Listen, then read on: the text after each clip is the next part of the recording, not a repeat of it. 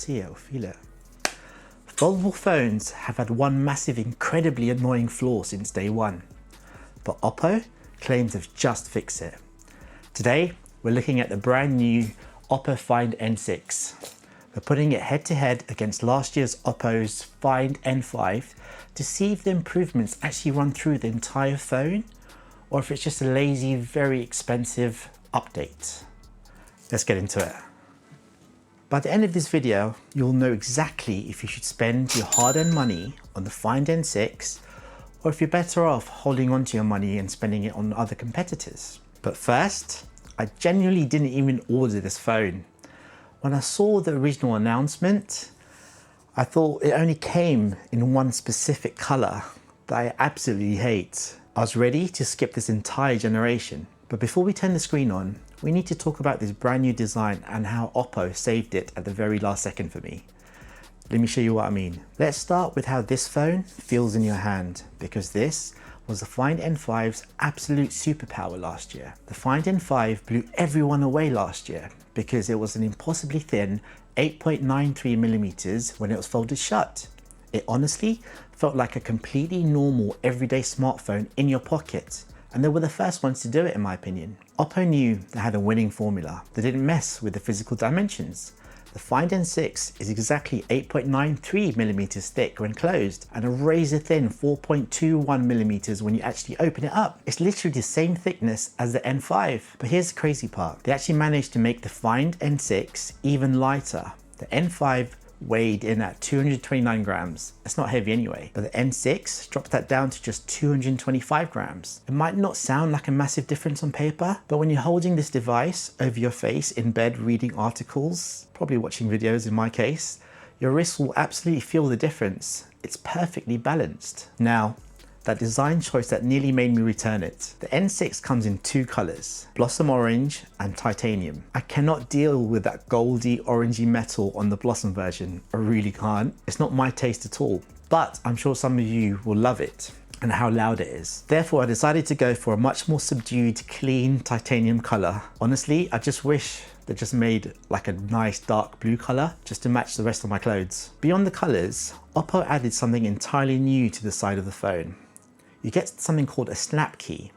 This is basically their version of the shortcut key you see on the newer iPhones. You can customize it to open your favorite apps or trigger specific actions instantly, but they also kept the ability to double press the main power button to open up the camera whenever you need it. I absolutely love that they kept this because when you need to capture a quick moment, you don't want to be fumbling around with the touchscreen, or if you're listening to music, like some other brands do, you can't really press the volume down button twice to open up the camera, so this is great. Now, let us talk about the absolute best reason to care about this upgrade. The screens are where the N6 completely embarrasses the N5. Last year, the N5 had a very respectable 6.62-inch outer screen.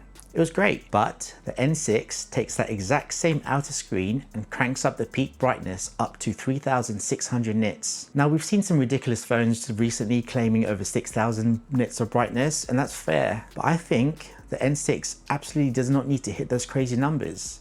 I think 3600 is plenty bright to be able to see this in the sunshine. Also, extended use with over 6000 nits will inevitably destroy your battery life. 3600 is more than enough to read your text messages while standing directly under the blazing midday sun. They also added a new 1 nit eye comfort mode.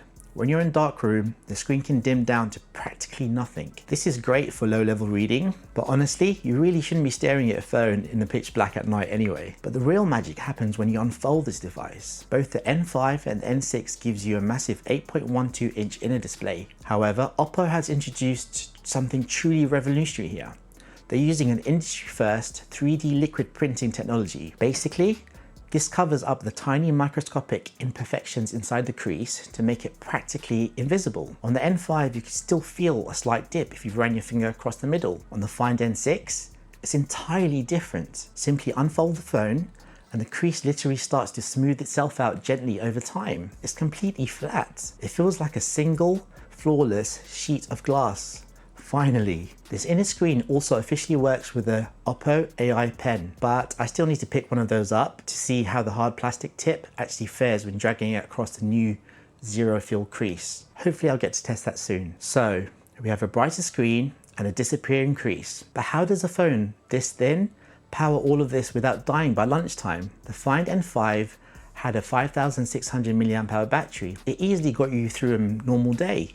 But Oppo pushed the boundaries again. The Find N6 upgrades this to a massive 6,000 milliamp hour battery. When you do eventually need to charge it, it does support a super fast 80 watt wired charging and 50 watt wireless charging, so you can just drop it on a pad and it'll be ready in no time. It's powered by the new Snapdragon 8 Elite Gen 5 processor. This chip has been absolutely a beast in all the phones I've had it in this year. And I'm not talking about the heavy multitasking or the intense gaming sessions you might do before breakfast. I'm talking about how it just sips less battery power than last year's model. Now, let's talk about durability, because this is where foldables usually fall apart. The N5 was great with water, but it lacked an official dust protection, right? Foldables and pocket dust are a terrible combination. The Find N6 officially features an IP56, IP58 and IP59 rating. Now, what's the actual difference between this and the IP68 and IP69 ratings we just saw on a rival foldable that was released last week? The Honor Magic V6. It gets a bit confusing. The first number, the 5, means it's highly protected against dust, but not completely sealed tight like a 6 would be. The second number is about the water. The 8 means it can survive deep water immersion, usually 1 meter or more. The 9 means it can handle high pressure, high temperature water jets. Therefore, while it might not have the absolute highest perfect dust rating on paper, this phone can easily survive being dropped in a puddle, getting caught in a rainstorm, thank you UK, or taking a spill in the sink. You actually get real peace of mind. If you're wondering if the upgrades run through the entire phone, you just have to look at the camera bump. Foldables almost always compromise on cameras to save physical space, and I think we've seen that a lot in the last few generations. The Find N5 had a solid 50 megapixel main camera, but it really struggled in challenging light. Oppo completely ripped out that system for the Find N6. The main camera is now a ridiculous 200 megapixel Hasselblad monster. The amount of light this sensor pulls in is going to be staggering. I've taken a few sample shots just to show you what it looks like, but I'm not going to be diving deeply into all the camera specs today. This camera system is so powerful it deserves its own dedicated test. I'm going to save the full deep dive for when we put this phone head to head against the new Honor Magic V6. So make sure you subscribe for that video because it's upcoming very soon. This phone takes everything good about the N5 and polishes it to absolute perfection. From the missing crease to the 6,000 mAh battery and the new shortcut key. This is not just a minor tweak. I think it's a complete refinement of what a foldable should be. To see exactly how this incredible new camera stacks up against the competition, make sure you hit the subscribe button. And if you want to also see the video on the new Honor Magic V6, and how it's actively breaking down the Apple wall garden, and obviously the features that it comes with, then click on the video that's popping up on your screen right now. I'm actually excited to test this phone out properly over the next few weeks and then pit it against the Honor Magic V6, so I better get going. But in the meantime, I hope you found this video genuinely useful, because I love making tech videos for you guys. I'm Maz, and this is MazTechCentral, where I like to keep tech simple and accessible for everyone. Thank you for joining me, and I'll catch you in the next one. Bye now.